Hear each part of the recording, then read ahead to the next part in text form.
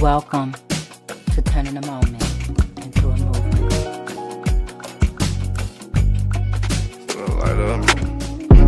This little light of mine, I'm gon' let it shine. I'm gon' let it shine.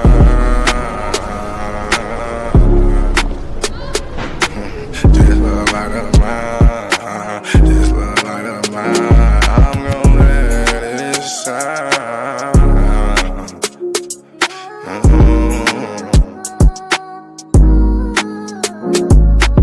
This little light of mine, I'm gon' let it shine. I'm gon' let it shine. This little light of mine, I'm gon' let it shine. I'm gon' let it shine. Oh Lord, just let it shine. This light of mine, this light of mine. Oh Lord, would you please just let it shine. Take the drama out of my life. Oh Lord, every night, the pain ain't right. I wake up at night, I never sleep. 26, 10, and 7, that's just me.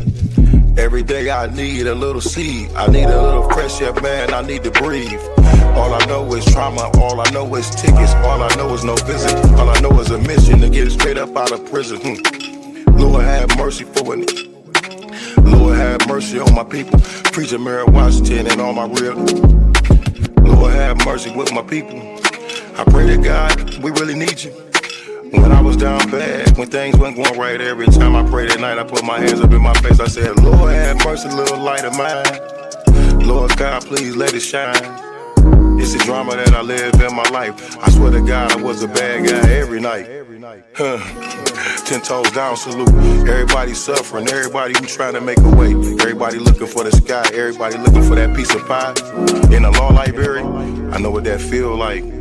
Hoping that somebody get active and involved in your situation. Man, pop your collar and pray. Cause Lord have mercy on my soul. And they make bad guy father get out soon. And the rest of those brothers who be mobbing to child each morning. Oh man, I ain't going to this afternoon. Man, I'ma miss dinner today. I got a couple noodles. Hey, you know what that feel like? Do you know what it is? And if you a victim of a wrongful conviction, suffered and served by Ken Worthy, then I know that you know what that pain feel like. And your mama know what that pain feel like. Your father know what that pain feel like. With that light, let that little shine. Let that light shine, a little light of mine. Bad guy, doughboy weak, all these great people in this great world of ours. 10 toes down, salute. I appreciate you, bad guy.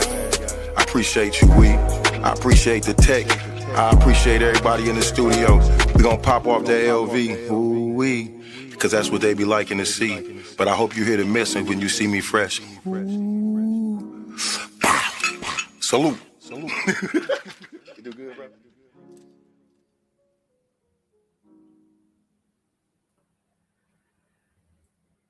Greetings, everyone. Thank you for joining us this evening on Turning a Moment into a Movement.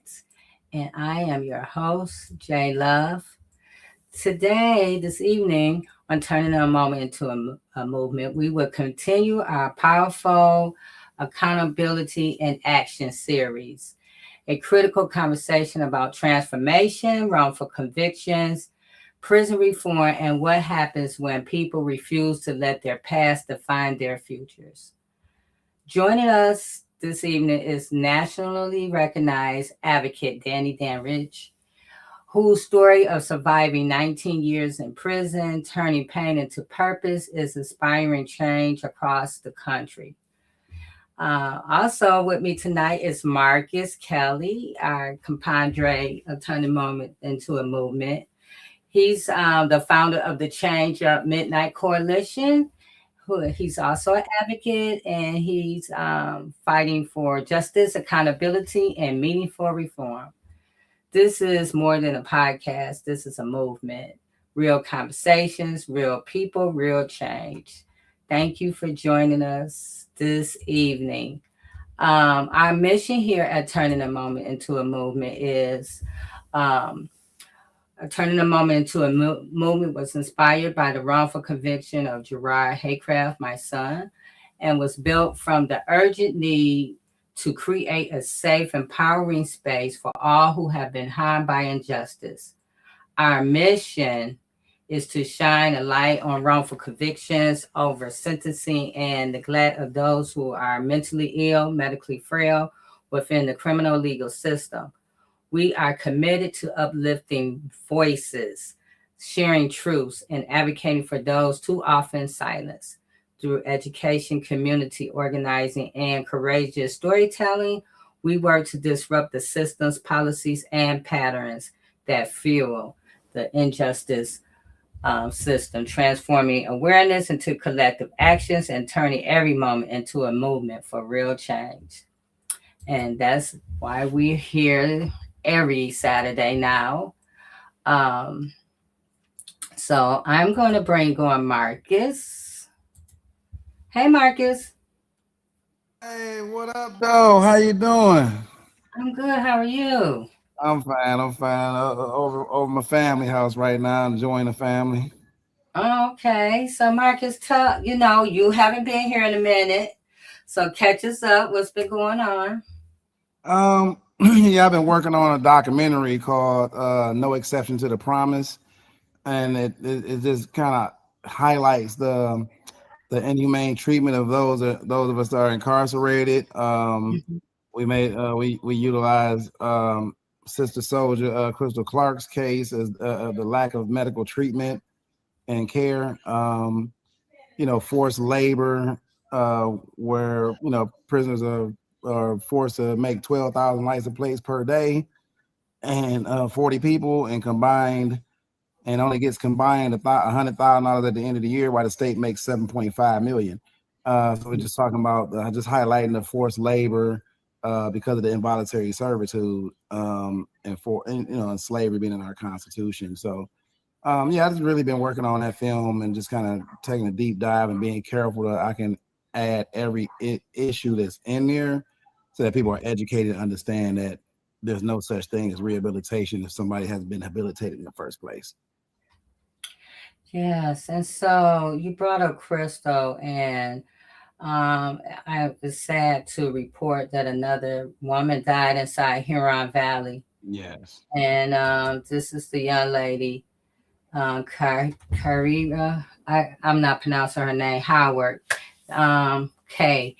Um, Crystal called me. I think was Thursday morning, and she was just crying and upset about this. But horrific, preventable death. And I just want to, take a moment to acknowledge her family. We talked to her mother and her family the other day, and it's just horrific what's going on in Huron Valley. Um, we were already upset about Crystal newest pictures. This is Crystal now, you guys. And so with the mold that's just literally eating her alive. Um, and I posted this on my timeline because I wanted people to see how Crystal was before the mold started taking over. And then we see that the mold was growing out of her ears. And then now, today in 2026, this is what's going on. Her hair is falling out, her ears. It's just, the mold is just everywhere. And so I want to talk about that later on about who we're going to hold accountable this week, MDOC. But yeah, so I just want to say, rest in peace to Ms. Howard, and sending love and condolences to her family. And we have to do something about this. I mean, we've been sounding alarm for 5 years now. And so I'm just disgusted by what's going on out there. But yeah, Marcus, are you froze? No, I'm just taken aback by the young lady that just passed, and it's just unfortunate. Yeah, Me personally, I think it goes beyond holding MDOC accountable. At this point, you hold the governor accountable. definitely. Definitely she should be held accountable because She knows about this. Every time I run up on her people, the first thing comes, Marcus, you was there. Yeah. The first thing comes out their mouth is, "This isn't legal. The governor knows." But does she know this? Yeah, the Does she governor know that? the governor knows everything we have. Every elected official know that went up in there and laid eyes on her know that they all seen the medical records. They talk. They are colleagues, so they know what's going on. It's just, you know what I'm saying, they just make so much money off people in prison that they don't mind paying the lawsuit money when that comes, because they already made, like I said, they already made about $4-5 million off you. So, you know, they can pay a $500,000 lawsuit or whatever the case may be, because they're going to get it back anyway, 10 times before they let you go. You know, you got to think, they let go of so many people from medical releases and commutations and things like that. This would be the perfect case of commutation. But they know if they allow Crystal to be released, then more people will start speaking out. So this is called breaking the buck. If people in prison can see that even with national attention to this case, that they still won't release her, then it'll make people stop fighting. And then Kay, she reached out to the same lawmakers that we reached out to, because after they came in there, the retaliation was to make them clean the mold with no gloves, no nothing. And she called and complained about it. And so and they allowed her to after another death, because we already had Jennifer Wallace in November. Now somebody else passed away. Now they want to call for an investigation, but we appreciate everything. It's just like prosecutors. Do you expect the prosecutor to investigate themselves? Exactly. I mean, come on, you know, exactly. But anyway, we're gonna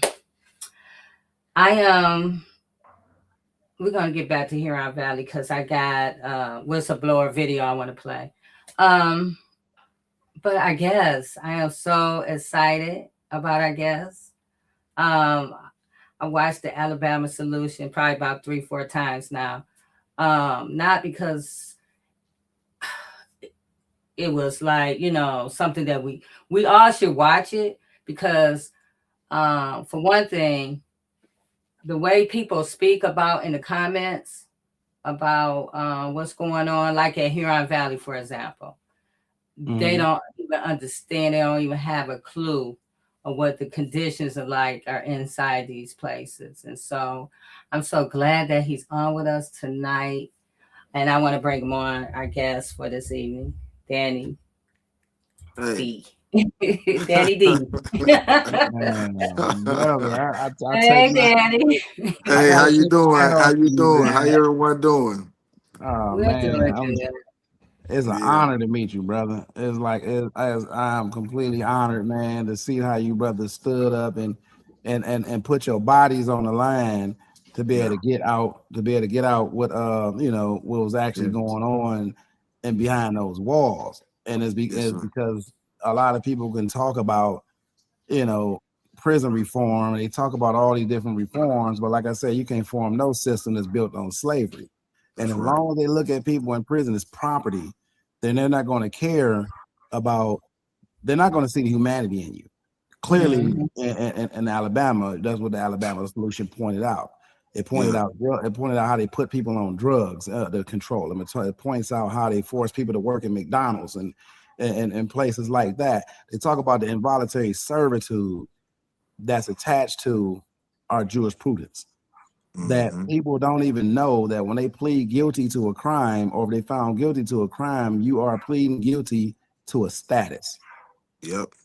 You know what I mean? That is, and which will make your plea bargain not knowingly and intelligently made, because you didn't know that I was agreeing to be a slave. You know what I mean? So I just want to congratulate you, brother, and take my hat off to you, because man, y'all brothers was brave, and I'm hoping that people, when they watch your film, is not just a good watch. It's not just a movie night, but it's something that sparks something in somebody to actually want to take action. So thank you, brother. That's right. And I think here in August, Danny, we're the NAACP is doing a movie watch here at the Charles Wright Okay. African American Museum here in Okay. August. I'll Okay. let you know the actual date, but yeah, they're Yeah. gonna. So I want to show before we start talking with you. I just want to Okay. show a short clip for those who haven't seen it. Mm. Bill County Correctional Facility. This guy living on the table. There go another guy on the floor sleeping.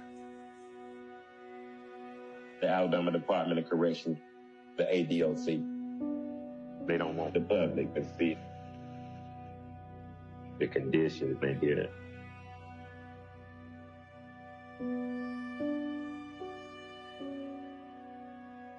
They don't want you to see the slave labor that's going on inside.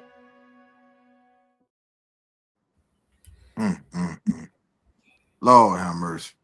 That video, that first video you just showed, it was about 12 o'clock at night, and I was sitting on my bed, and I looked around, and I just was so fed up with the the the way we was living, how inhumane the conditions was, how people ain't got no mattress, living on the floor. When they get money every day for every inmate that's incarcerated.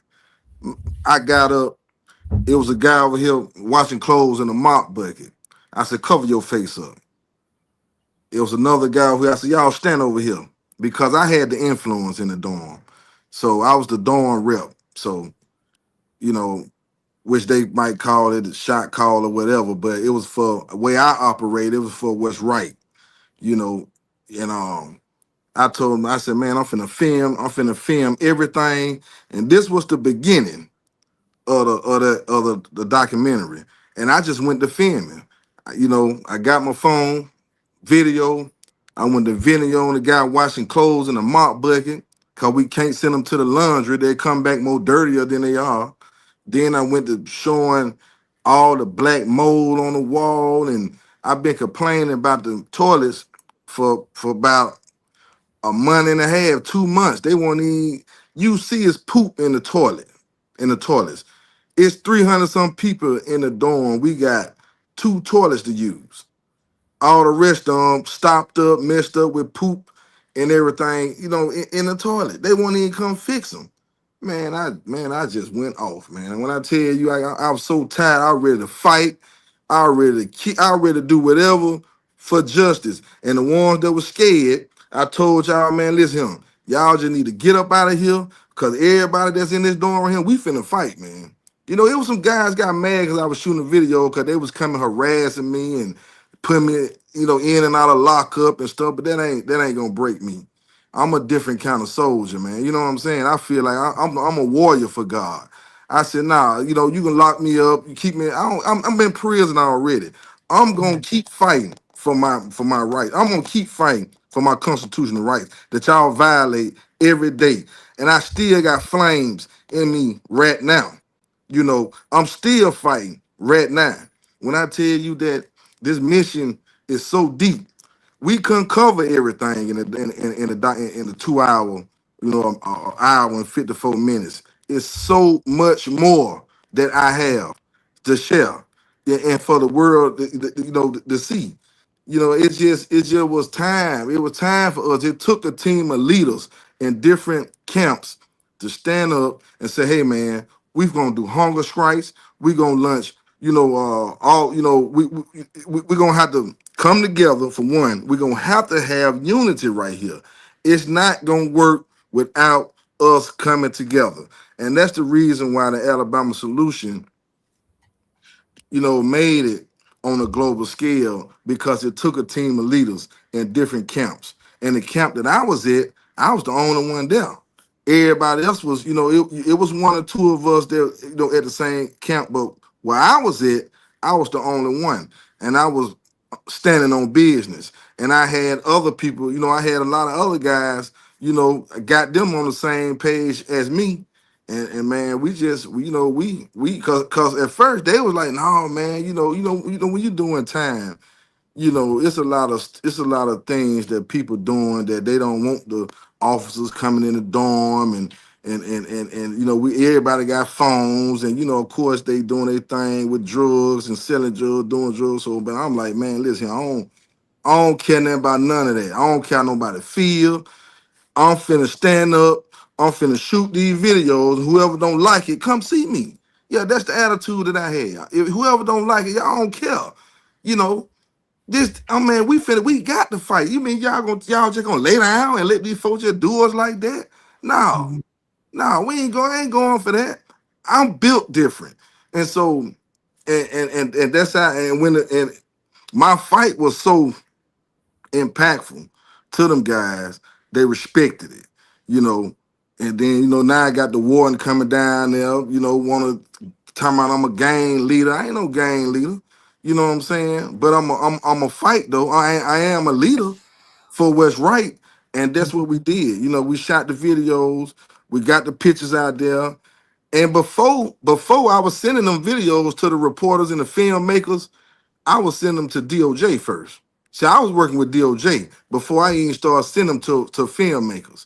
I was working with DOJ because I wanted them to come in and have a prison takeover yeah.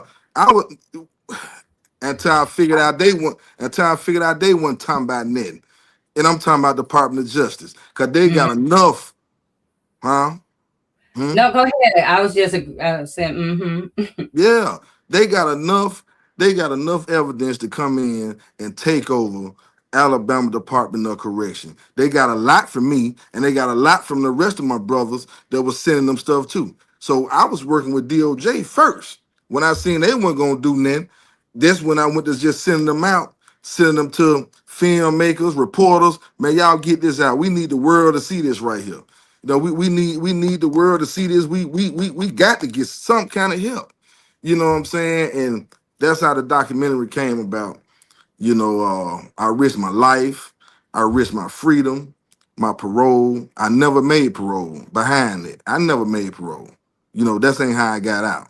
Every time I went up, and I was smart enough to get out of there with all the foolishness, because when I changed my life and accepted Jesus Christ as my Lord and Savior, I got back from a lot of stuff. But I'm still gonna fight though. But right, far as all the breaking the rules and all that stuff, I got back from a lot of stuff that I was doing, because I was one of the ones running around, kept catch, running around the camps, catching stabbing cases and stuff like that. I think I got like 4 of them, you know what I'm saying? But you know, like I said, when I changed my life, it just everything it changed. Everything changed. It's like my whole the time, like the way I was doing time, it just God just he came into my life and he started using me, and he knew that I had the courage and I had the heart for people because I really care for people. You know what I'm saying? So, yeah, yeah. So he guided me. He guided me through, and I ended up coming home, which was a blessing. I'm very grateful. To have my freedom back, and that's why the same energy I had in there, I use it out here. You yeah, know, yeah, yeah. yeah. So for those who are listening, because people see the documentary and they kind of pigeonhole a person from what they see. Could you tell us, and people who are listening or who may watch later and after, and later on, who are you beyond the documentary? Well, Danny, uh, prison advocate, community advocate. Since I've been home, right at 3 years, um, I became a community practitioner. That I took a class at Miles College, and I'm a business owner. Uh, Me and my wife, we got a transportation company, Brilliant Sparkle. Plus, I started my own nonprofit, which based on youth development. So we have programs set up in schools and stuff like that. Well, we ran a program through a high school, which it was successful, and then now we finna move it. We moving it somewhere else. But I had like over a hundred some kids sign up for it. It was cosmetology and barber.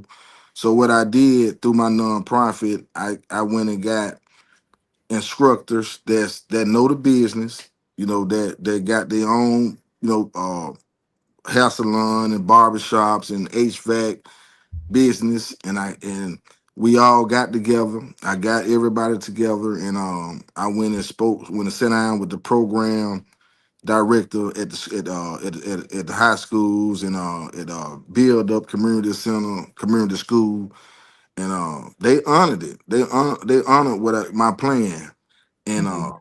we got, and I can send you videos. I got video pictures and everything, but over 100 some kids signed up for barbering and cosmetology, and Wow. we went. My instructors, you know, she went in and she taught them kids. My barber, they went in, they did a great job, and I can show you some of the results. These kids is talented. They just need the right guidance, because I understand, because I was once that young teenager in the streets at a Mhm. young age, breaking the law, doing everything it is out there but the right thing, doing everything but the right thing. And so my passion is to try to help as many men as I can not go through what I went through. So I said, I said, okay, they took trades out of high school. Mhm. Because when I was in high school, we had trades. And Right. so now, when I come home in 2023, I'm analyzing everything, the situations, because I'm here to fight. I'm here for the people. I'm here to fight. You know what I'm saying? Every day. And so I look, I said, okay. So I got with some of the program directors, and I said, okay, we're gonna put the trades back in the school. We're gonna put them. I got the instructors. It'll be through my nonprofit, the Fisherman Project, and the fisherman is biblical. Because if you teach a man how to fish, he have a Yes. skill set, to take care of himself and his family, for a Right. lifetime. So we got up in the schools. We got up in Carver, and we launched the program. It worked. Now we moving it to somewhere else.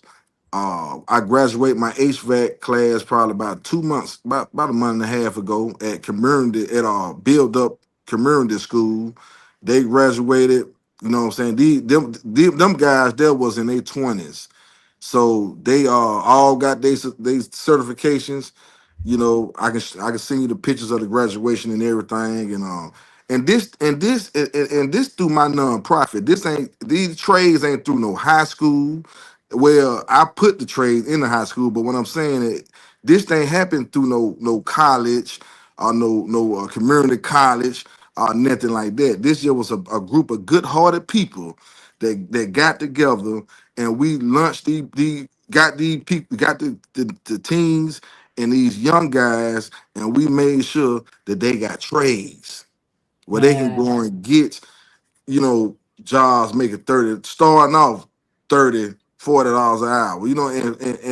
And my instructors, when I have a meet with them, I let all of them know we not only teaching a trade, we're gonna teach them the trade, and then we're gonna teach them the business side of it.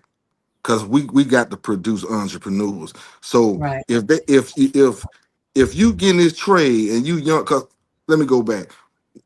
When I first got into the school, they only wanted to do 11th grade and 12th grade. I said, nah, you know, I want all of them. I'm talking to the principal, I'm talking to the program directors, the teachers, the counselors. I said, nah, I want ninth through 12th. And I said, all of y'all, just imagine a ninth grader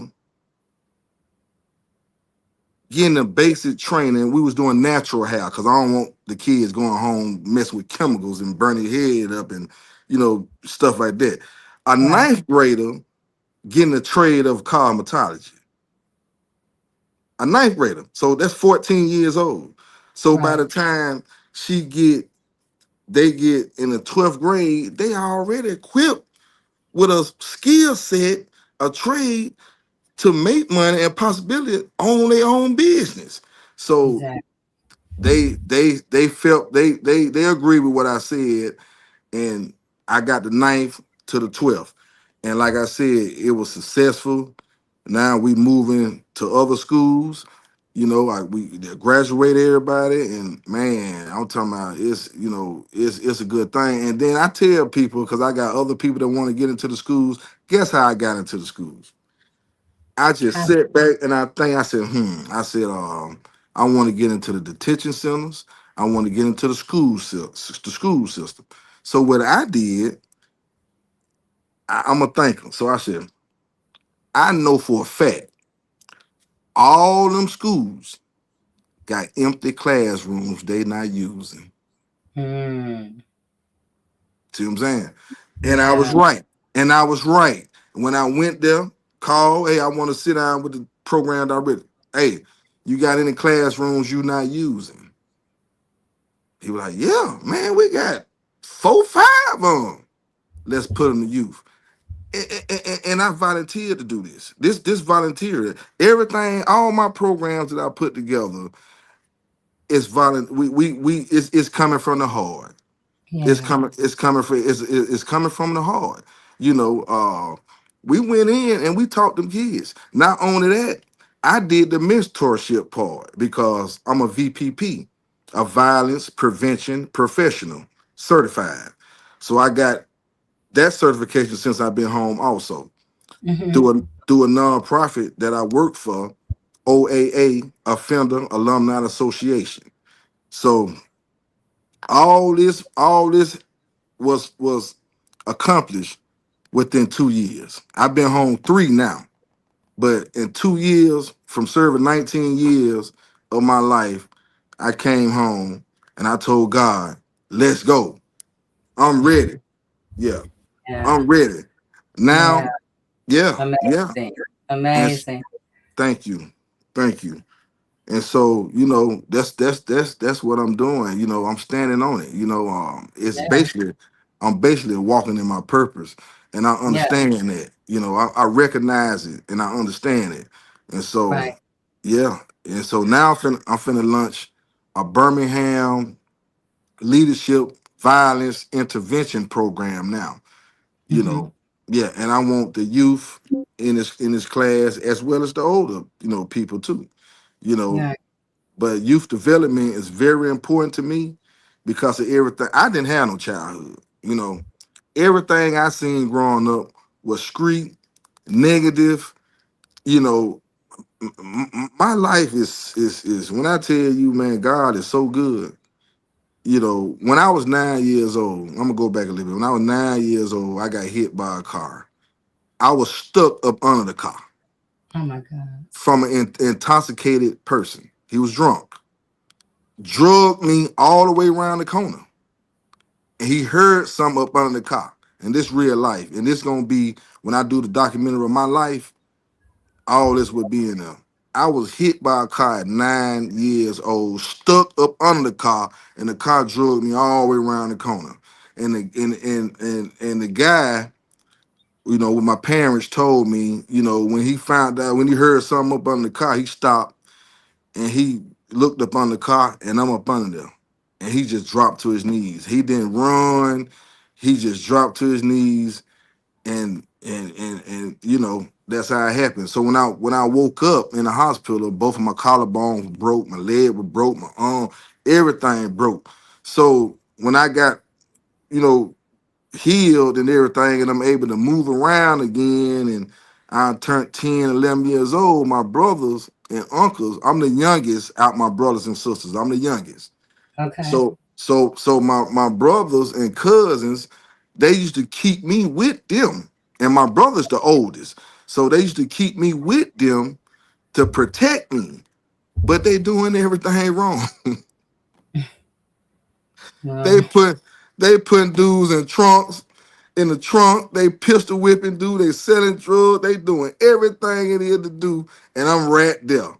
I'm right there because they want to keep me with them to protect me because of what just happened. But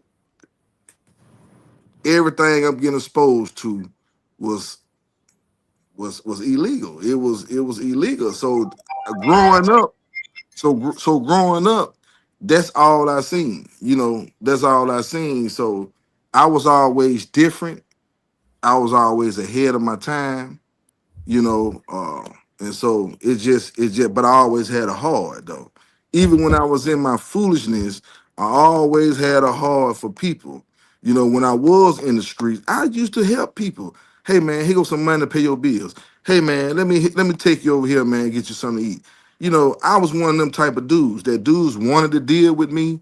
That's why I got a lot of respect now. They see how, but I was violent. I was a violent person. That's why I'm a 10-time felon.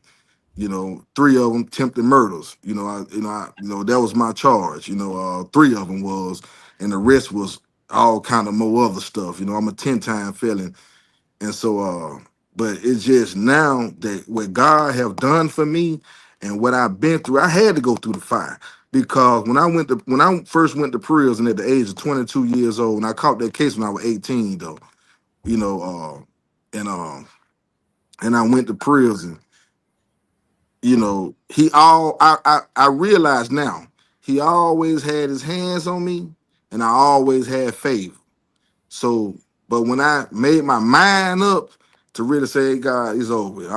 I don't want to live like I used to live. I don't want to go through like I want to go through. Yeah. What I used to go through, and it went from there. Right. Yeah. Yeah, I wanted to chime in. You had said something I thought was critical that I think people really need to understand is we believe at the Change Up Midnight Coalition is that heal children, heal the community. So yeah, we do need to invest in our children. yes, So many of our communities, our youth are left out, with systemic racism, systemic oppression, systemic discrimination. All those things play, systemic everything on top of hmm justice impacted. that's right. Um, so we are always left out of conversations over moving forward, whether it's hmm policy, whether it's ordinances, well, whatever, even when they talking about laws, like right now, they going hmm after our 14th Amendment, which is why a lot of my people down there marching in Alabama right now. Yeah. Um, but then, but going back, so we have a lot in common because, and I'm talking about it in my family, we did a hunger strike here in Michigan. hmm They started feeding us spoiled food with maggots, the ignoring our prisoner complaint forms, just a plethora of inhumane treatments.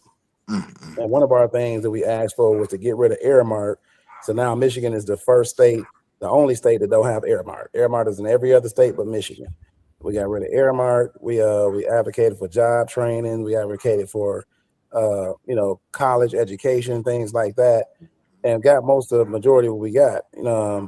Yeah. I ended up filing a civil rights complaint against the Department of Corrections. They settled in my favor. So we did make a lot of changes when it came to that, but it's still so far to go. hmm Um, One thing that I want to point out is, you know, like how we addressing ourselves now. They use the words felon, criminal, and stuff like that as a replacement for jigaboo or nigga. So you hmm know what I'm saying. So it's up to us to talk. When we address the public about ourselves, introducing the humanity in us. So yeah, Okay. you may have made 10 mistakes, Yeah. but that don't make you a 10-time felon. I mean, you just made 10 mistakes, and Yes, sir. and I understand. um, Mhm. so and I want to go back to the impact of your film Okay. because a lot of people don't understand, which our sister soldier Crystal Clark and the fallen soldiers here in Michigan and all around the country who are dying in prison for raising their rights. People need to understand the correlation, the connection between chattel slavery, and some people say some people try to differentiate it by saying yesterday was chattel, today is modern. hmm I'm saying it's still the same, chattel, hmm because even today they call you property of the state. And if hmm I'm property, then you are free to do what you will with your property.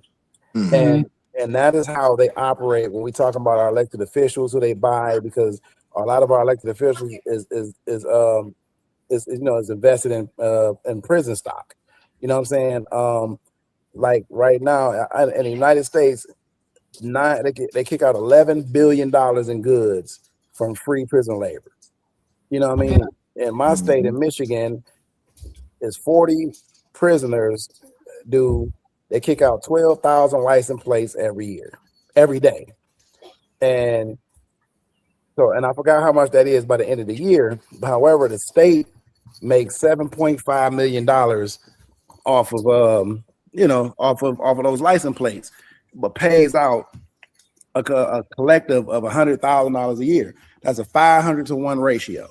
You know what I'm saying? That is called forced labor. And when we silent about that, then they can create their own narrative and say, hey, they're lining up, they want these jobs. You know what I'm saying? Not realizing that if you don't take that job, especially here in Michigan, I'm pretty sure yours is the same, but if you don't work, you might not go home. You lose your privileges. You can't go home. That's not somebody saying I want the job. That's coercion. That's involuntary servitude. And so really it's about narratives. They tell people the narrative right now are immigrants are taking your jobs, when in fact prison is taking the jobs.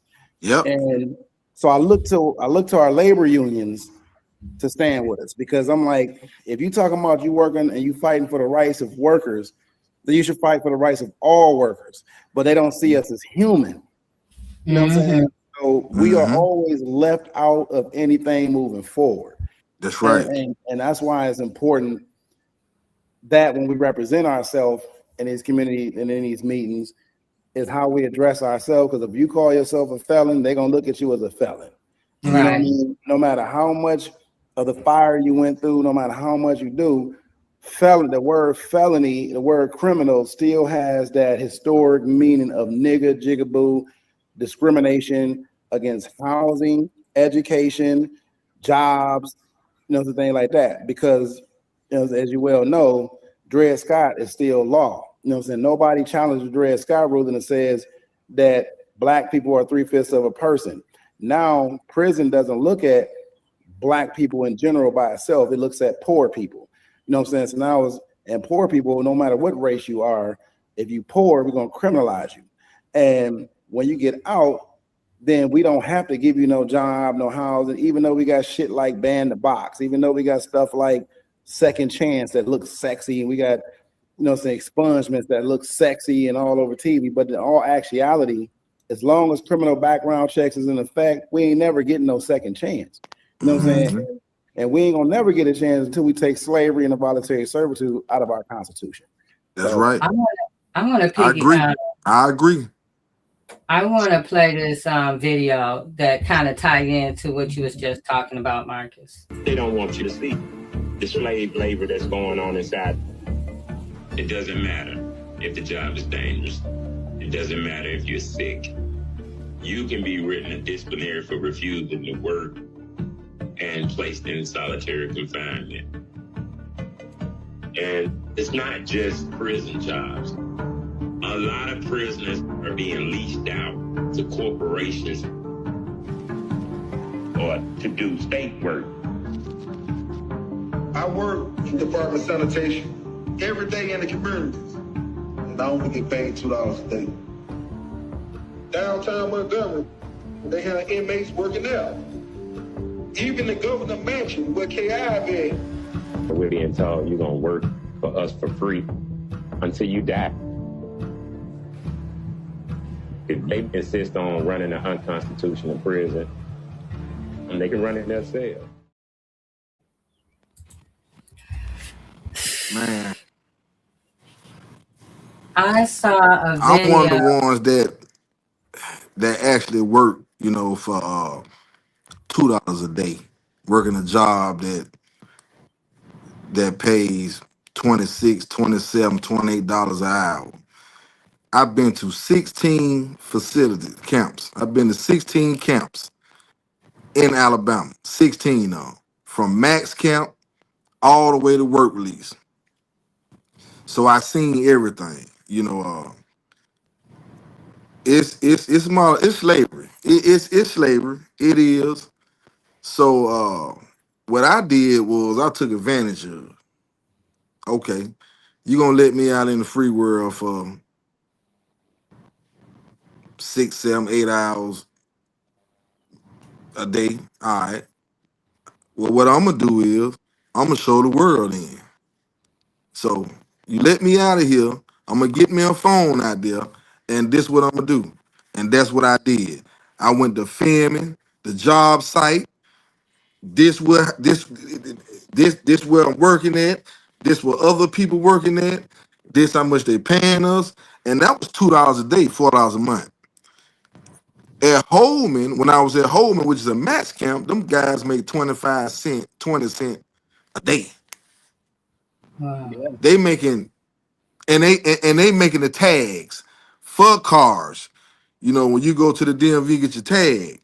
Holman Prison in Alabama make the tags, and they only get paid a quarter. Yeah, and You those know what I'm taxes saying? cost And something out. so when I was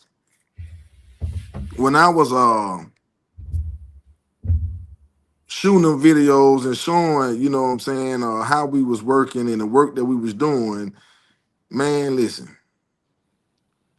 It was so many times that, man, I could have just I wasn't gonna do it wrong, but I have thought about it, because the time that I did and the way that I was getting treated, which I was fighting back though, but I'm like, man, y'all let me out of here, man, and man, I could just really just and they was running left and right, they was running, but I didn't do it because I just knew God had something else for me to do, But we got if we can stop the money. And that's what we was doing. That's what we were trying to do when we did the hunger strikes and the strikes and stuff we was doing. We were trying to stop the people from working. The guys was working, man, and let's stop these people from producing, from making this money. Cause we stop the money, then we can see a change. We can see some kind of justice. You know, Right. we must. When I was at home and we had the governor to come, we ended up got the governor to come to the prison, you know. But it didn't change nothing, you know what I'm saying? And to be honest with you, we exposed them. The Alabama Solution did expose Alabama Department of Correction, but it's still so much to do. It's still a lot we got to do. You We got we to shut can't down the stop. state. You I have to mean, we shut just down got to the state. keep going, man. We got to keep going. Because Mm. if we can stop these folks from making all this money off of, from underpaying us, you know, it will make a difference. It'll make a big difference because that's all it is. It's a big money scam. That's all Look it at, is. look at Colorado. As soon as Colorado Department got of slavery out Corrections there, ain't nothing but a criminal enterprise. check out Mm. Uh, Colorado. you know, that's all it is. Brother, check out Colorado. Colorado got slavery out of their Can y'all hear constitution. me? Yeah, can Hmm. you hear me? Can you We hear can me? hear you. You can't hear us? Nah, you can't hear us. You might have to come out and go back in. I'm gonna let him out. Go ahead, Marcus. Nah, in Colorado, when Hey, they got slavery, can you hear anybody? Can you No, hear us, Danny? he can't hear nobody. But in Colorado, they took when they got slavery out of their constitution hello? Hey, just a month and a half ago. Well, I'll wait till you fix that. Go ahead. He gonna come back in. Yeah. Well, when they took slavery out of Colorado's constitution, the incarcerated workers there end up suing in the courts for slave labor. And the courts just ruled in their favor about a month ago that since they're no longer slaves and no longer involuntary, and they can no longer provide voluntary servitude, that they actually have to they actually can't force them to work no more. That's So right. because Colorado got slavery out of their constitution, and the prison workers sued the state for slave labor, the courts ruled in the prisoner's favor. So now what that does is it opens the door now for prisoner workers to be able to unionize and to get paid at least minimum wage. And Yes, they which makes incarceration no longer sexy in Colorado at this point, because if you can't get free labor off of the billionaire companies, not going to look to them, especially if they get unionized. They're not going to invest in there no more, because like we're not getting paid. Like right now, as it stands, they give you, like in Michigan, is between 68 cents and $1.35 a day. So you know what I mean, and to make license plates. And here's the thing. You don't get any sick days, as he just mentioned, and they talked about Alabama solution, but you don't get any sick days. You don't get no workman's comp. You don't get no health care. You don't get no health care, which is what Crystal Clark and a lot of people in Huron Valley is suffering about. They don't got any health care. You don't even get none working. And then they don't have you got to give Social Security points towards your Social Security. So when you come, if you've done 20 and 30 years in work, you can't even come home and draw Social Security. So it's like it all those things. And if you die on the job, they're not responsible for you because you don't have any OSHA protections. So it's like it's sexy to put a job in prison and tell the public that the immigrants and Mexicans taking your jobs, so everybody can look away from what they are actually doing. Yeah, and they so want more slaves to do the jobs. Yeah, I mean, and you think about it, we got to quit using the terms modern from chattel, because it's still chattel. If you look up the definition of chattel, the chattel says movable property. Yeah, you know what I'm saying, and that's the same. So it's like, if we can actually get to that, if we can get to the root cause and pluck it up from the root, then we can start a process of changing. But until then, we're gonna always have organizations and people around here having all these beautiful things, saying, well, we doing second chance, we doing expungements, we doing these, but the actuality, that ain't nothing but painting the house, cutting the grass, but still slaves is inside. That's sort right. Sort of like in Huron Valley, when elected officials get ready to come here, they paint over the mold, they paint over that, you know what I'm saying? So it can look pretty, but people are still dying. So it's like, you know what I mean? Once we can come together as a collective and come together for a same common cause, then we'll be strong. You know what I'm saying? Right now, we're not building power, we're not organizing. And that's why, the problem. Right, because that's why a state rep can go in the prison and look at a lady looking like this and don't say nothing. Yeah, they walk out like, I went and seen her and campaign on it, and yet somebody just died recently in the same prison, because they're not addressing those things, because they're gonna keep pitting each other against us so we can pick the worst of both evils. And not none of our elected officials, I don't give a fuck who it is, I ain't seen not one elected official actually push for change. Not real change that affects those of us that are directly impacted. You know what I mean? And that's the problem that I have with our elected officials and with each other too. Those of us who don't vote, I got a problem with that, because they always complaining about what's happening, but you don't see them on the front line. You know what I'm saying? You don't see them voting. You don't see them at the polls. You don't see them at the city council meetings. You don't see them at the county commissioner meetings. You don't see them at the school board meetings. You don't see them at the library meetings. You don't see them nowhere. You know what I'm saying? And I think, like in the Bible, you know what I'm saying? I don't know you. I haven't saw you. Do you know what I'm saying? I hadn't seen you out there with me. And we can't be in deep connection if we don't share the same values, because clearly you don't want the same. You can go home, you can go outside and claim a block and say, this is my block on whatever ward or whatever street we represent, and don't own nothing on the street. You know what I'm saying? And eventually it's going to be gentrified out anyway, so you ain't going to be able to come on the block no more. So I'm like, so what are we doing? Right. That's you right. Come in and take everything for little or nothing, and you don't still have you don't have no ownership. You don't have any skill sets. You don't have nothing. And that's right for slavery. It's very right. Because if you starve a community, they become a slave to whoever feed them. So the best thing we can do is teach people how to fish for themselves, which is what the brother was just saying. And that is the biggest impact. And a lot of people talk about Section 8, but then nobody mentions Section 3. Section 3 says in 2 years, when you get on Section 8, if you're in subsidized housing, if you or some system of justice impacted, then 25% of HUD funding has to go towards giving you job training, and you supposed to get the first dibs of whatever company or corporation that comes around in your community. You get first dibs to work there. They have to let you work there. That is part of the community agreement that they have with HUD, and they don't talk about that shit. You know what I'm saying? Mm-hmm. Nobody talks about Section 3. Section 3 was passed in 1965. Golly. Wow. Section 3. It's called Section 3. Yep. People talk about Section 8. And when Trump them saying the people only can get 2 years or got to go, that was already in Section 3 anyway. Section 3 was identified and created to be able to lift people up out of poverty. Mm-hmm. Wow. So they're only enforcing part of the Section 8 agreement. The whole thing is they're supposed to provide job training for free.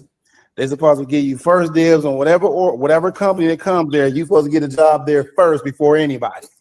You know what I'm saying? Because you in subsidized housing, and they're supposed to set you up to where you can actually fend and eat for the rest of your life and take care of you and your family. But the whole purpose of why they're not talking about those things is because they know that if they can starve a community, they become a slave to whoever feed them. And so that's some good knowledge there, brother.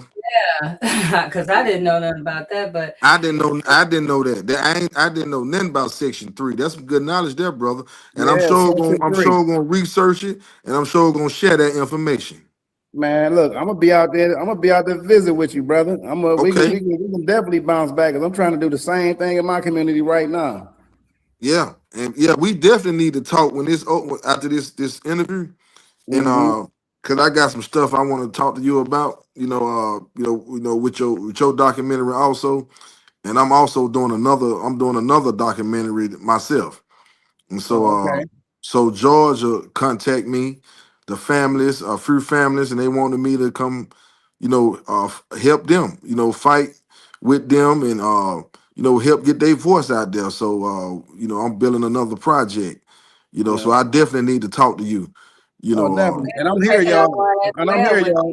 I'm here. I'm about to hop off camera because I got to, I got to do my little 1-2 step with my cigarette.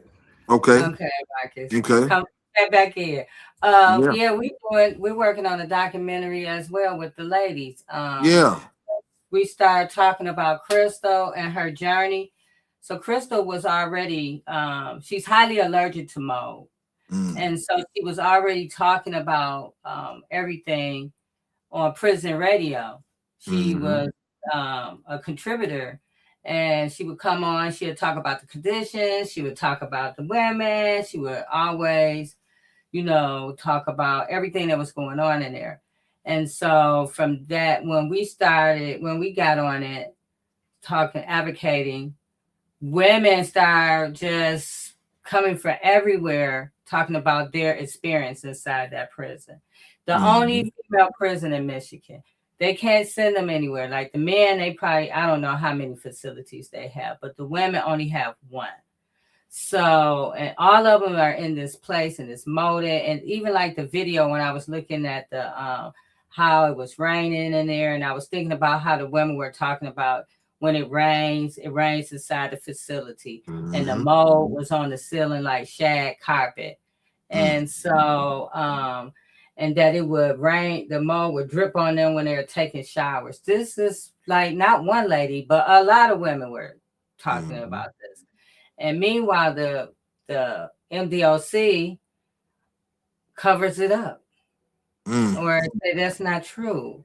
Or when people come in there, they start having the women paint all over the place. And so change is necessary. That's right. In all these systems, because they're all corrupt. It's all about the money. MDOC gets like $2.1 billion a year, unrestricted funds with no oversight. So where are you spending all this money? They pocketing it. Man, it's a big money scheme. That's all it is.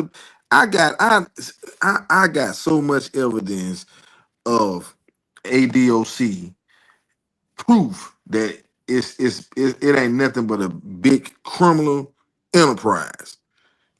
I mean, I got the evidence. You know, that KI, the governor, from the top all the way down to the bottom.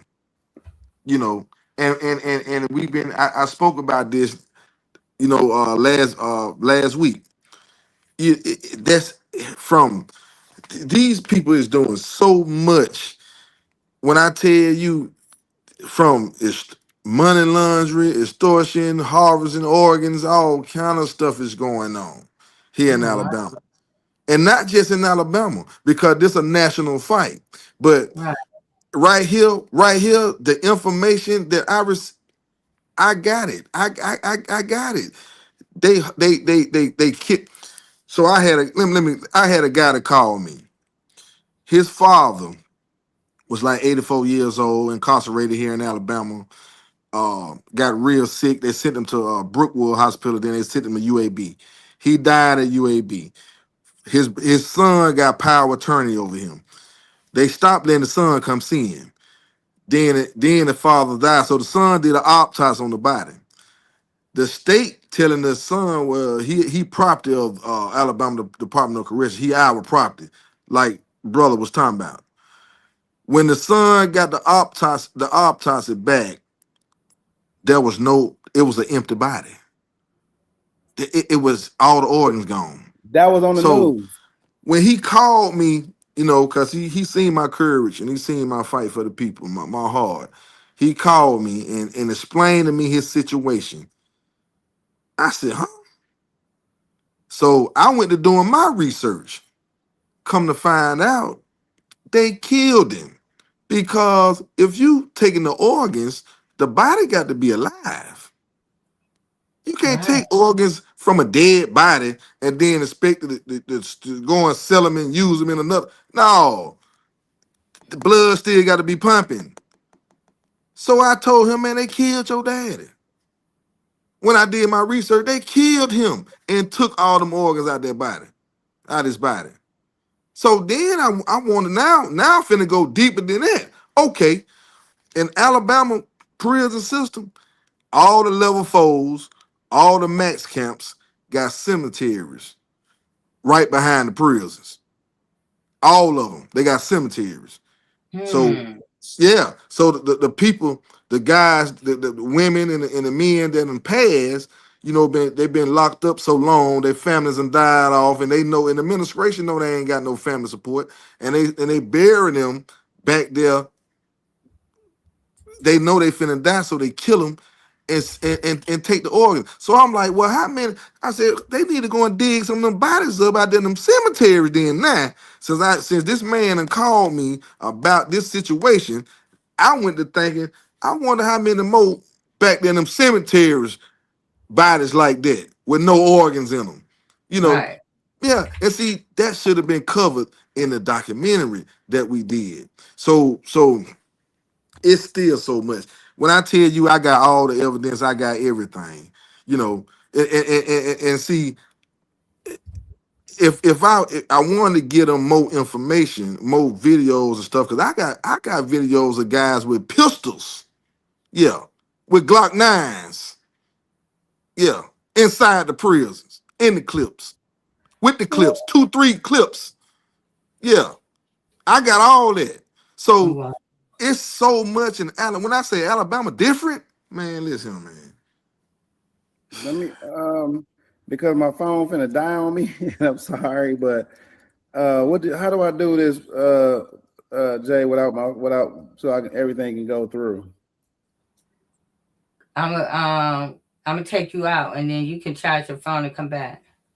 Okay. All right. Yeah. Wow. So you know, I it's man, Alabama, man. But now since this fight, people is the whole nation got their eyes on this documentary, which that is amazing. Thank God for that. But got to do more. we got to get justice, man. We Yeah. got to stand up. it's a big lawsuit, civil suit that I'm a part of on ADOC, and it's about guys like me that was working and only getting paid $2 a day and stuff like that. And Miss Jennifer, we got a lawsuit on that situation. People, people in Alabama working and stuff and not getting paid, because the guys who make the tags, they only get paid a quarter a day, and so yeah, So when you Alabama hear, is so corrupted, and like I said, it's a national fight. There's a national crisis, when it comes to the justice system. But right, yeah, we just got to keep going, and we can't right. stop. So when you Yeah. hear about people talking about Jim Crow, you can't hear me? Testing, testing, testing. Oh wow. You might have to, I don't know what's going on. I can't hear you. So I might have to click you out and click back in and play this video. So I'm going to do that, you guys. Hold on. All right, I'm back. I'm going to play while they get their phones together. I'm going to play this video of Crystal Clark. And this is, well, it's regarding Crystal Clark, but it's a video of one of the whistleblowers that she sent to us. I want to play that right quick. 8th Wednesday. Today, Crystal Clark was on my call out for labs. It was supposed to just be a CNP, a CBC, and an INR because she has a procedure, a cardiology surgery, coming up later this month on the 24th. I'm not supposed to tell her about that, which I didn't. I don't. I just said it was the basic stuff. And she said, no, I saw him with Dr. Ellison yesterday. He said that he was going to put in the order after I made it adamant about he needs to draw my labs to check for lead and mold and any type of bacteria, fungus. And so I look up the order and my jaw just dropped. I said, they're there. They had been putting off these blood draws for so long. I read about Crystal Clark before I even started working at Huron Valley. And it wasn't, I just read about it, it's all over the internet about how dirty the place was.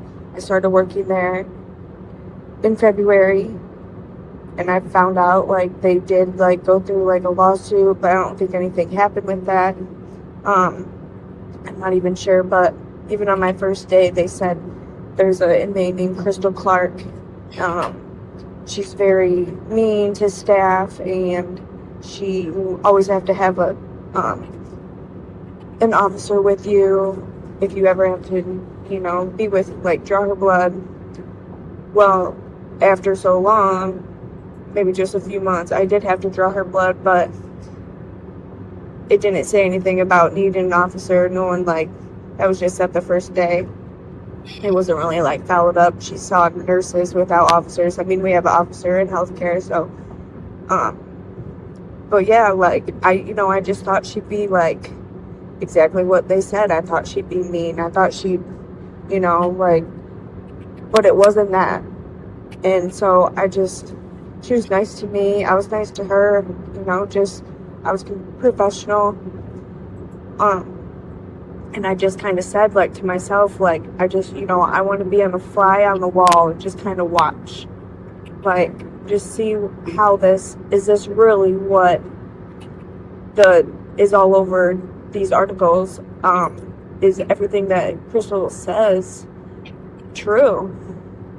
Well, it's been almost a year now, and I've noticed months ago, I don't even know when the first time I really it hit me, man, they are really, honestly, I think it was June. So I started in February. June, there was she I had a urine culture for her, and when it came back, like, the results didn't look like normal. They didn't, like, I couldn't really even read any results on the order. So I'm like, man, that was the first, like, is this like some like conspiracy, like, to, like, for whatever reason, like, why would they be doing this to her? It's not even like, she's not even there for like murder, which I'm pretty sure she's there for like robbery, and like, I think she was just in the car. And like, why are they so out to get her? Why are they covering things up? And so, you know, after that, I'm just like, all right, well, that could be something. Let's just, you know, keep watching and seeing. And then she'd come in and I'd be drawing her blood, but it was for basic things, a CMP and her blood count. Then she's like finally like showed me her ears, and it's like, it was joked about with the staff, like Don Jones, Suzanne Jones is her name. She's the director of nursing. And she'd be like, in a staff meeting, she was like, if I said, Khalife, who's a RN there, on January 6th, or she would just say some random day, could you tell me what the inside of Crystal Clark's ear looked like? Well, I don't think Khalife could, because everyone in the room laughed. And actually, I think he said, ha, no. Like, being serious, like, no, he couldn't. Yeah, but guess what? I could. I think Archer could. They don't have the date memory like I do, or the photographic memory like I do, but I see it, and I've been watching it grow, and it's just like, I like Dr. Ellison, like, as a person. Like, I think he's a good doctor, but why is he doing this? I don't know. I feel like something is like deeper going on, like behind the scenes, and it's like talked about like just amongst them, just upper management. I don't know, but I have been seeing it. Nurses have quit. Crystal have said, yeah, all these people have quit because they see what's happening. Well, I have to take care of my family. I can't just quit because they're just doing whatever to just one person. Who knows who else they're like this with? I mean, I know that there's 2,000 inmates there, and yeah, they don't get the best medical care, but honestly, they do, because just like Kabani said today, Baczynski is getting a shot that cost $150,000 a year for her MS. She's a lifer, and they're slowing down her MS. Well, she couldn't get that if she was outside. Like, so I know they do care, and they are helping people, but why are they doing this to Crystal? Dr. Purnell told me I should write a book, and I've been thinking I should write a book called Inside the Walls, or Inside These Walls, or I thought of a good book name the other day. But so I can't wait to see these results come back, and I just wanted to say this or record this so I can look back on it later. God, I hope I don't need it, but I have a feeling I do. I will. But I pray for her, because it's not fair. They are people. And just something needs to be done. Like, there just needs to be some type of change. And maybe that's why God called me to work there. I didn't feel the way I felt about applying there for nothing. I think there's more to come. And even Dr. Purnell told me, this path that you're on, the path that you're feeling, keep following it, because you are there to do something more, and I believe it. So, here's to that. Bye.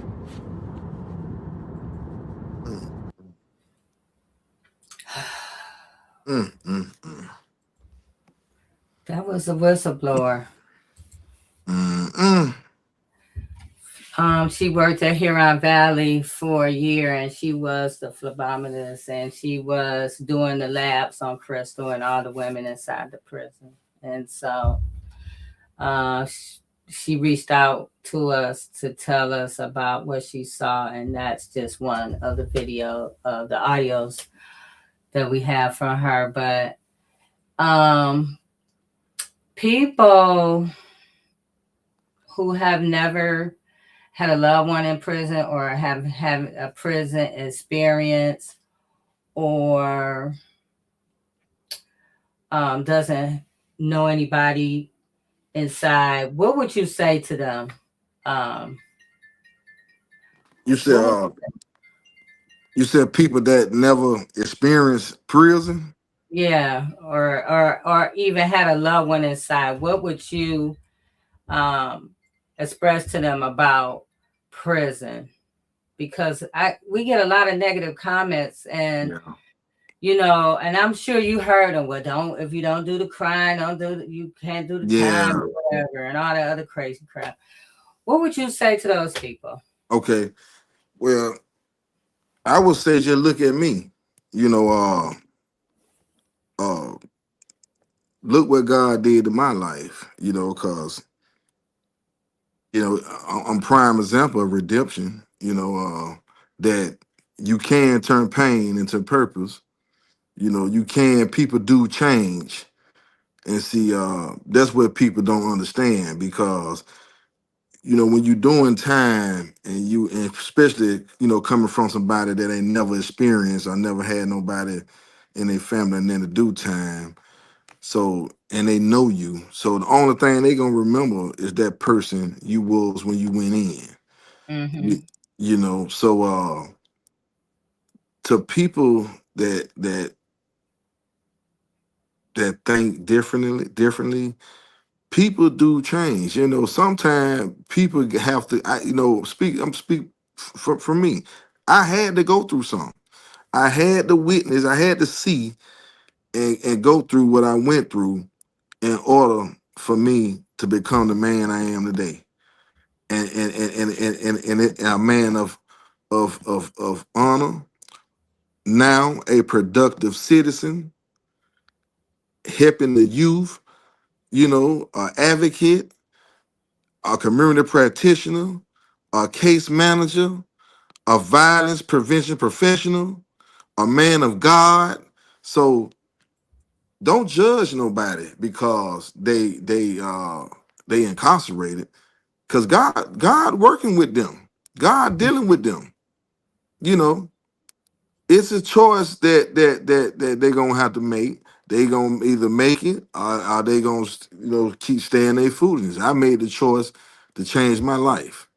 Yeah. So just because somebody is incarcerated and you never, you don't know nothing about it, just believe that God can take that person and change his ways, change the way he think, and put him on a scale so big that he gonna help millions of people. And Yeah. so, you gotta, people are so quick to judge people because of their situation where they just don't know. I mean, it's in the Bible. The last will soon be first. Right. You know what I'm saying? Right. So don't be so quick to judge no person because they made a mistake, because a lot of y'all made mistakes just didn't get caught. Right. Exactly. You know what I'm saying?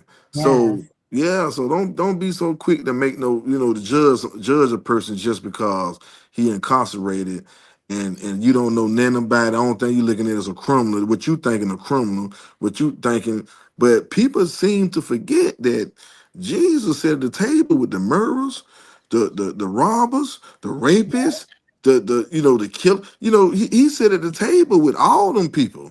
And then Right. if you know the prophets, if you really believe in the Bible, if you know the prophet, you look at John and Joshua and Can and they all them. Oh man, come on now, come on. Yeah. People forget. They They don't. forget that. They forget that part. They Yeah, they don't even forget that. associate it.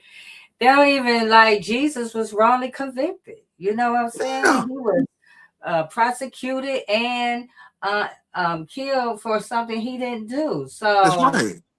What are you talking about? Don't do the Exactly. time if you can't do the crime. Yeah. So where is your humanity and where is your compassion for people? And Um, and I go ahead. go ahead. I'm sorry. Oh I'm no, sorry. go ahead. You good. Yeah, then another thing, like you just said, just to piggyback on what you said, a lot of people, if for one, a lot of people is illiterate to the law and the injustice system. They Hmm. don't know that the injustice system is set up for us to lose. It's set Yeah, up for us to go to jail for one. You know what I'm yeah, saying? And it's not fair at all. And right. so people is illiterate to that, for one. And people, you got people that getting now don't get me wrong. Now I ain't saying this, trying to justify somebody breaking the law. I'm just saying that they can change and make an impact in your life. They can help you change, you know, Right. because everything that they said that I did it. You know what I'm saying? I'm just Hmm. gonna keep it a book. Everything they said that I did. All 10 feelings, I did it. Hmm. So and look at me. I was You about know, to say, look at you now. yeah, and yeah, look at me. I'm standing next to, and I only been home 3 years. I only right at 3 years. I only been home right at 3 years. And I got judge's number in my phone. I got city council's number in my phone. And I'm talking about circuit court judges, Hmm. city judges, the chief. I got numbers in my phone. I can call these people anytime I want to, and we gonna talk. And they gonna and I get advice, and because they see my work and they see my heart, and they say I'm a changed person. Yeah. So you judge a person because they went to prison, because they got locked up, because they was in a fusion. God would take that person like He did me, like He did me, and would change so many people, and would Yeah. help so many people in life. Yes. So. So I wanted to go back because you didn't mention this. You're an author as well. Yeah, So you yeah, got a book. yeah, yeah. It's so much. Lord have mercy. It's so much that I accomplished in such a small, short period of time. Getting released. From that hellhole. But yes, the Dandridge Survivor Code, and Hmm. let me tell you how that came about. Okay. Cause when I was incarcerated, of course they don't have no kind of, the little programs that they got, it don't really rehabilitate you. They don't really got in there for you to rehabilitate yourself. It's Okay. it's, it's designed for you to fail. It's designed to destroy you. You know, so in the midst of that, I used to get books and I used to read them and study them. Not just read, I study them. So I just I got obsessed with Robert Greene books. So I used to read the 48 Pounds of Law, study it.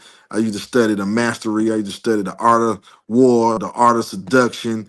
And so I used to study these books. And so I said, hold on, let me see something. So I went to researching Robert Greene. The 48 Powers of Laws was a book that I started reading in 2003. And I was 23 years old when I got exposed to that book. And so I've been reading it ever since, studying it ever since. And so I said, let me do some research, because he speak about kings and queens, back in the AD days, and Shakespeare, and he touched some good topics of how they used to operate back then, and how you can use some of them same laws and apply them to your life now, and they are effective and they will work.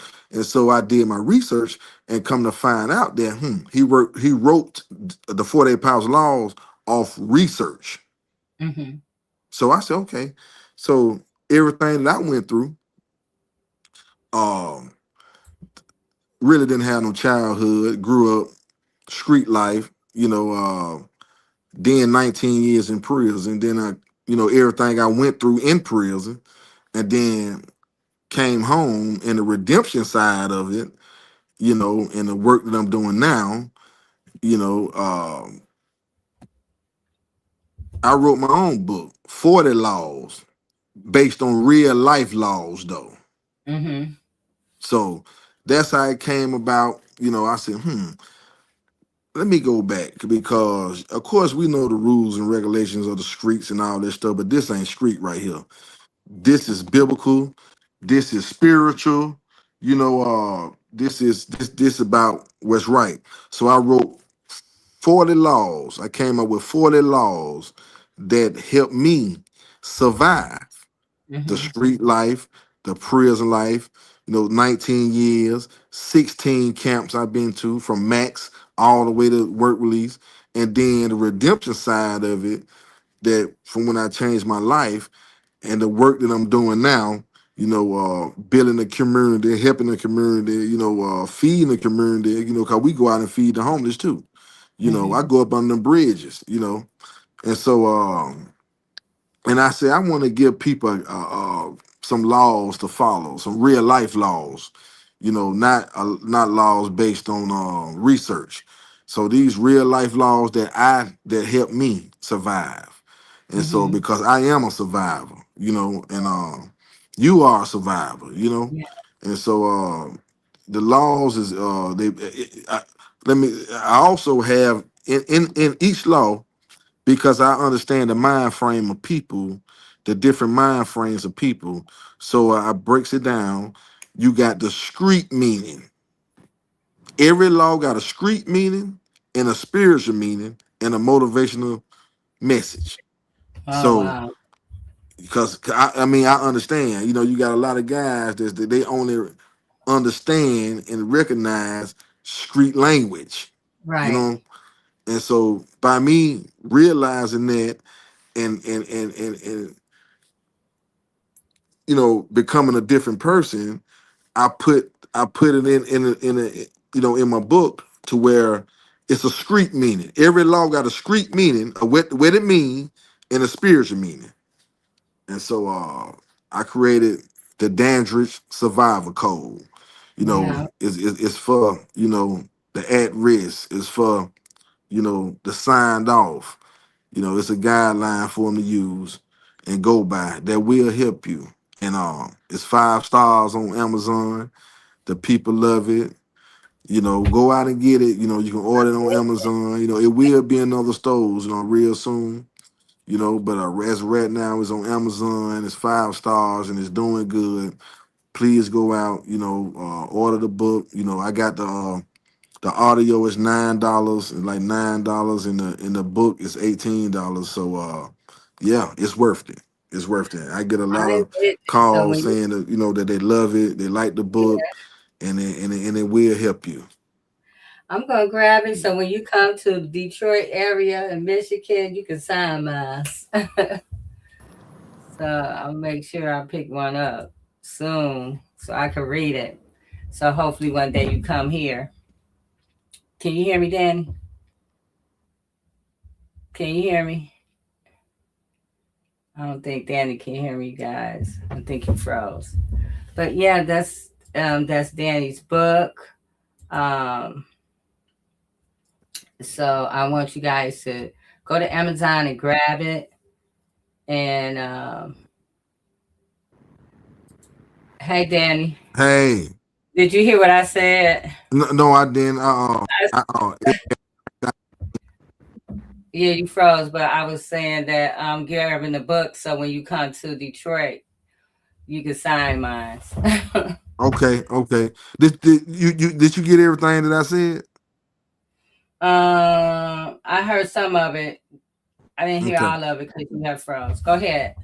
okay. But yeah, but that's how I wrote the book. I just came up with 40 real life laws that help me, and I also got discrete meaning because I understand how I understand the streets too. So I understand some guys they only understand street language. So Oh I, yeah, I yeah, break every law down where it got a street meaning, a spiritual meaning, and a motivational message. And so yeah, the book is good. I get a lot of calls saying that they love it, and yeah, go out and get it. Go out and get it. yeah, It will help you. It will help you. yeah. So we're gonna get ready to get out of here. But is there anything that you would like to leave the listeners? I want you to come back again so we could do a part two whenever you're free. But is there something that you want our listening audience to get that we didn't discuss?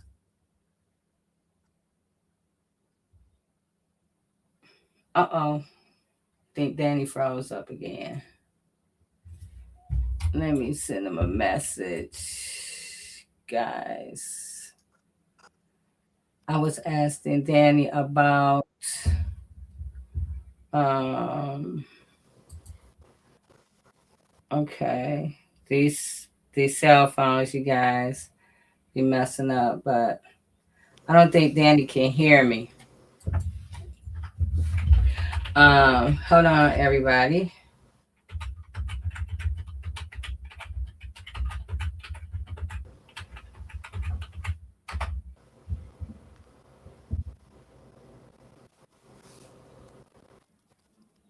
Let's see.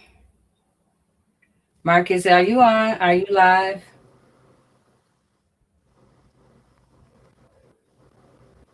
Okay, we're having some technical difficulties. Okay, here we go. So I don't know if Marcus is live or not, but yeah, we're gonna get out of these cell phones because on this platform, cell phones do not work good. Um, but anyway, you guys, here's Danny. Hey, Danny. Hey, hey. I was just asking, is there any words or any last words that you would like to live the listeners or the Yes, people that's watching? yes, yes. I just want to say, man, listen, if I can accomplish what I accomplished in a short period of time without doing anything illegal, you know, everything is from pain, struggle. And God took that, and now I use my experience to help other people. If the people just can just try God, try God. You know, I did 19 years. I didn't have no childhood. I've been 16 camp. I made it out. Now I'm on a scale where I can help people across the nation, and I'm doing it. God can make it happen. Try God. It's Mm-hmm. time. If you look at what's going on in the world, it's time for us. We got to stop being so hateful. Stop letting the internet, social media, you know, feed you all this negativity. Mm-hmm.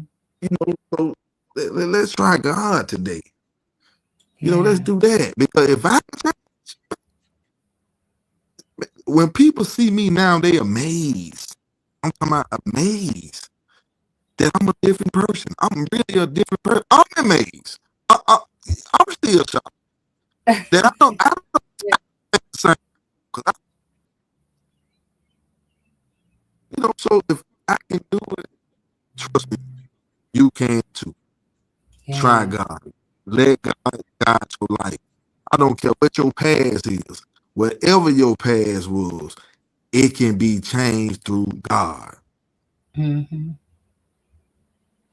And the That's a God in message. you will allow you to see the God in others.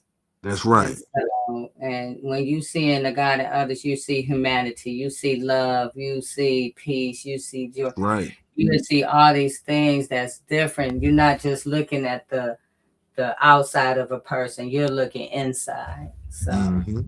That's right. thank thank you so much for joining us. I want to keep in touch with You're welcome. you and I want Yes, you to ma'am. come back again. Maybe we can go over some of the laws in the book. I'm gonna get my book first and then we Okay. could go over. And yeah, I just thank you for joining us. You're welcome. You're very I hope welcome. Thank you.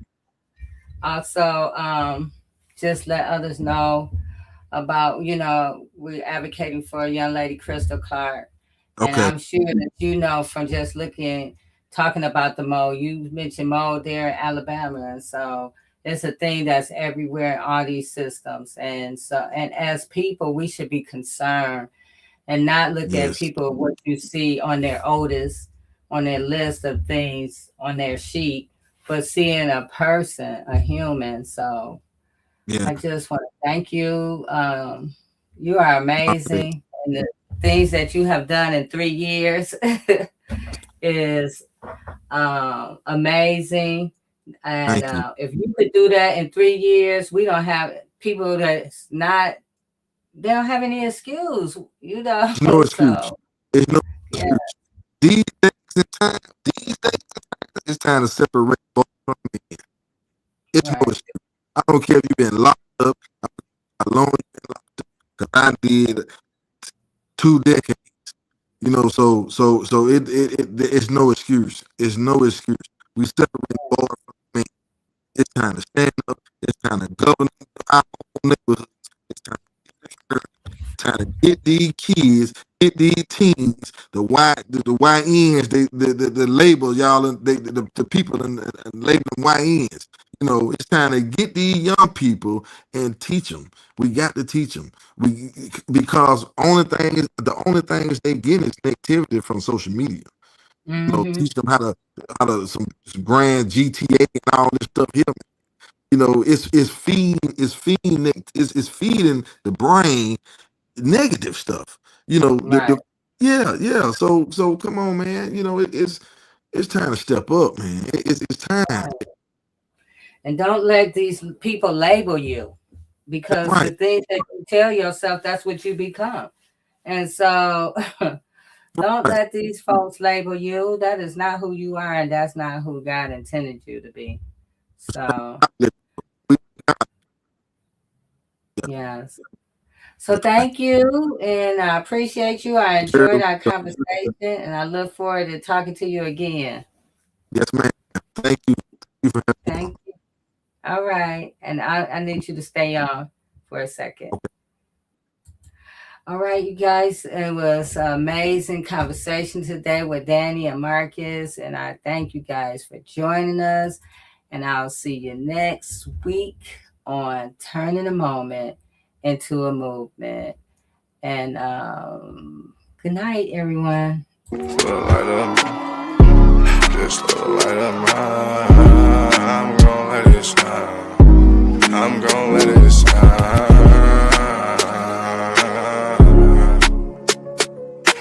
Just light up mine. Just light up mine.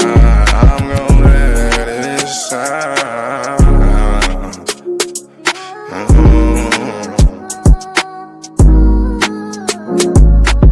This little light of mine, I'm gonna let it shine. I'm gonna let it shine. This little light of mine, I'm gonna let it shine. I'm gonna let it shine. Oh Lord, just let it shine. This light of mine, this light of mine. Oh Lord, would you please just let it shine. Take the drama out of my life. Oh Lord, every night the pain ain't right. I wake up at night, I never sleep. 26, 10, and 7, that's just me. Every day I need a little seed. I need a little fresh air, man, I need to breathe. All I know is trauma, all I know is tickets. All I know is no visit. All I know is a mission to get straight up out of prison. Lord have mercy for it. Lord have mercy on my people. Preacher Mary Washington and all my real. Lord have mercy with my people. I pray to God, we really need you. When I was down bad, when things weren't going right, every time I prayed at night, I put my hands up in my face. I said, Lord have mercy, little light of mine. Lord God, please let it shine. It's the drama that I live in my life. I swear to God, I was a bad guy every night. 10 toes down, salute. Everybody suffering, everybody who trying to make a way. Everybody looking for the sky, everybody looking for that piece of pie. In a law library, I know what that feel like. Hoping that somebody get active and involved in your situation. Man, pop your collar and pray. Cause Cause Lord have mercy on my soul. And they make bad guy father get out soon. And the rest of those brothers who be mobbing to child each morning. Oh man, I ain't going to this afternoon. Man, I'ma miss dinner today. I got a cup of noodles. Hey, you know what that feel like? Yeah, you know what it is. And if you a victim of a wrongful conviction, suffered and served by Ken Worthy, then I know that you know what that pain feel like. And your mama know what that pain feel like. Your father know what that pain feel like. With that light, let that little shine. Let that light shine a little light of mine, huh? Bad guy, Doughboy Week, all these great people in this great world of ours. 10 toes down, salute. I appreciate you, bad guy. I appreciate you, Week. I appreciate the tech. I appreciate everybody in the studio. We gonna pop off that LV, ooh-wee, because that's what they be liking to see. But I hope you hear the missing when you see me fresh. Salute.